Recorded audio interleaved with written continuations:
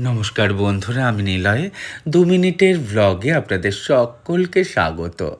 আমি একটা ভিডিওয়ে বলেছিলাম, মনে আছে? যে বাঙালিদের বাঙালি খাবার বাড়িতেই ভালো।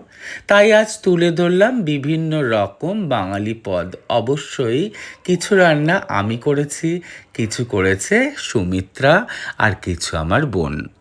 আমাদের কাছে খাবারের অনুভূতি এবং ভালোবাসাটা একটা অন্য লেভেলের। বাঙালিরা খাদ্যরসিক। যখন আমরা রেস্টুরেন্টে খেতে যাই তখন তার পেছনে থাকে অনেক দিনের একটা ভালোবাসা এবং পরিকল্পনা, একটা বড় অনুভূতি। তাই এই অনুভূতিগুলো রেস্টুরেন্ট কর্তৃপক্ষদের বোঝা উচিত। এমন কিছু খাবার ওনারা আমাদের দেবেন না যাতে আমাদের শরীর খারাপ হয় এবং খাবার প্রতি মানে রেস্টুরেন্টে যাওয়ার প্রতি একটা বিতৃষ্ণা আসে। এবার বুঝতেই পারছেন, অকেশনটা ছিল জামাই ষষ্ঠী।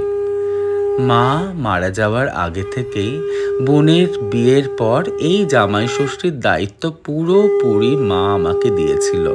মা বেঁচে থাকতেই আমি বিভিন্ন রকম রান্না করে আমার ভগ্নিপতি কুণালকে খাওয়াতাম এবং তার পরিবার আমার পরিবার একসাথে খেতাম। মাফ করবেন, দুটো পরিবারের কথা আমি বলতে চাইনি। বিয়ের পর একজন জামাই যেমন হয় ছেলে, আর বৌমা হয় মেয়ে। মা বাবা আজকে নেই। এই অনুষ্ঠানটা আমি যত সম্ভব পালন করার চেষ্টা করি, আর পুরো দিনটাই হই হই করে পরিবারের সাথে এনজয় করি। আপনারা খুব ভালো থাকবেন আর জানাবেন আমার জামাই ষষ্ঠী আপনাদের কেমন লাগলো।